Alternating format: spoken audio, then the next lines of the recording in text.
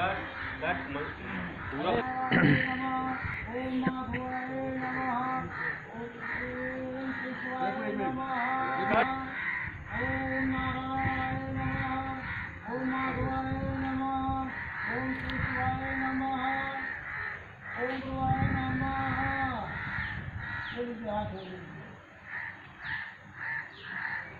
हाँ भगवान जी, उसमें से तुम अक्षत दूध कर लीजिए और जप करिए, भगवान का नाम लीजिए और आप लीजिए, ले लीजिए। चलिए। ओम मंगल भगवान विष्णु को भूता कुंडली का तनो हरि चंद्र का शुक्र हरि तनो हरि। चलिए अति छूट दीजिए यहाँ से। पंडित जी, आप ये जो मंत्र पढ़ रहे हैं इसका मतलब जानते हैं? अभी ऐसे ही पढ़ रहे हैं?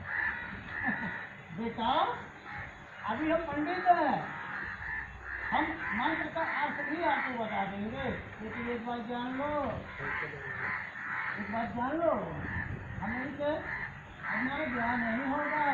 अरे ऐसा जुलूम मत कीजिए पंडित जी। भले मुझे इसका मतलब बताइए चाहे मत बताइए, लेकिन ब्याह करवाइए।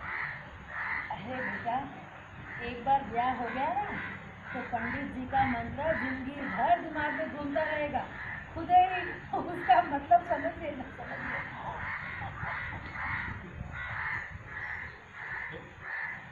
बाकी और किसी का है?